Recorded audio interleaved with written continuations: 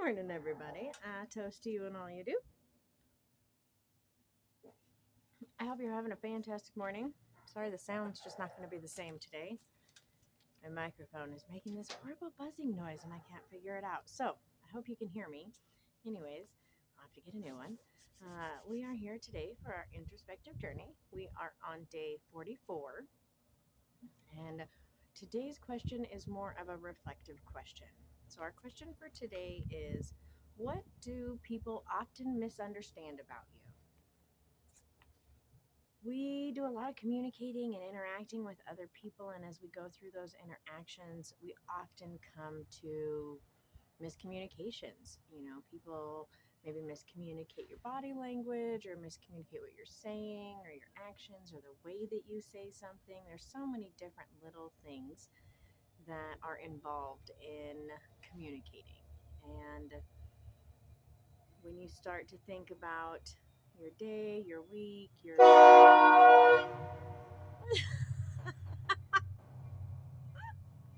there's a train going by. That was funny. As you start to think about your day and your week and your life, and you process this information and how you interact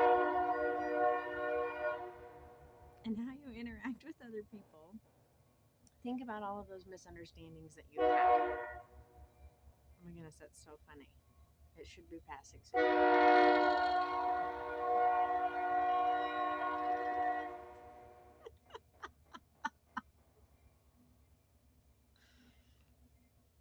Welcome to the neighborhood.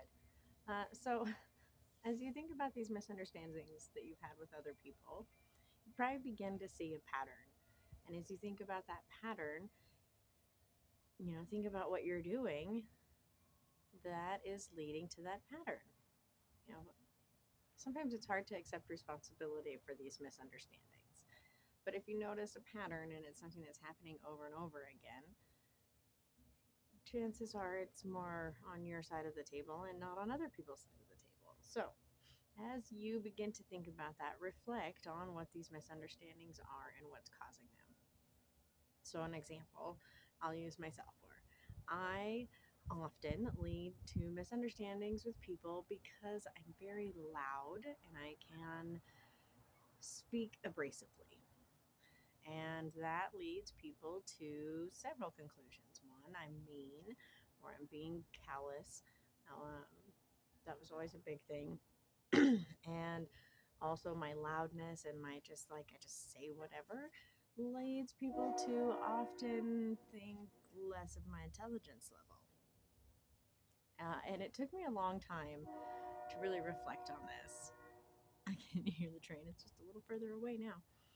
So it took me a long time to reflect on this and to really think about this.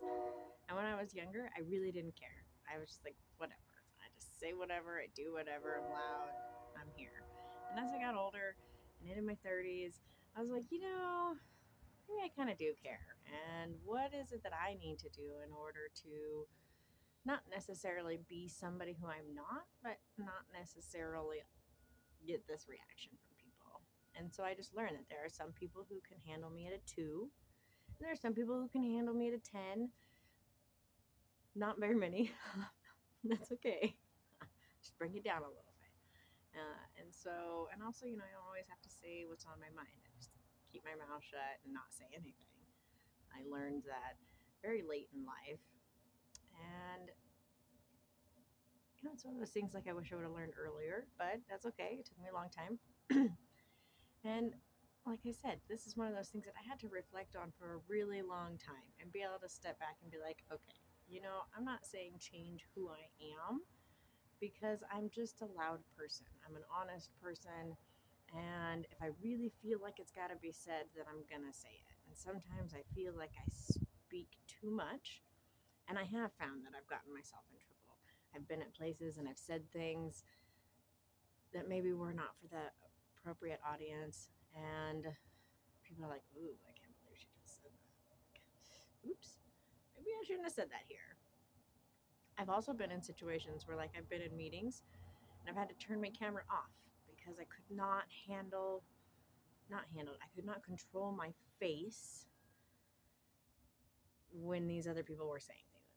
turn the camera off and we'll go with technical difficulties for a minute and wait and then breathe, walk away, come back. Okay, let's see. Can I turn the camera back on? No, I'm just gonna listen and not let them see my face because I have trouble controlling my face. That's still the lesson I have trouble with now. And don't be probably be that old lady that just makes the faces all like, why would you do that? I can't. Sometimes my mouth will say one thing, but my face will say something else. I'm like, oops. Talking to people and then be like, I saw your little slip up earlier. Like, yeah, it's only for a minute. And I put back on that face. So that has been just something that I've had to reflect on, and I've really had to learn, like to control my face and control what I say and my volume, and use it at the appropriate places. So as you think about the miscommunications that you've had, is there a common theme? You know, the loudness was always something that people referred to, but it was more like, someone would say, "Oh, you're too honest," or someone would say, "Wow, that really hurt my feelings," or "It was the way that you said that." And just little pieces that started to come together like that, where I figured out, like, wow, okay, take a break, take a breath, say it nicely, speak with kindness.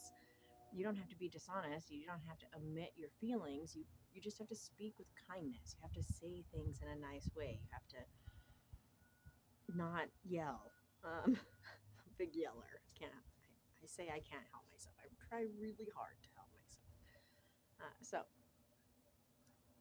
you have to reflect on that. You have to take that responsibility and say, okay, what is it that I can do to grow and learn from this, so that way in the future I don't continue to have these misunderstandings. There will be some things where, we'll talk about, I'll talk about religion with people in general, and there are some misunderstandings that happened. And often those kind of misunderstandings are because people aren't really listening.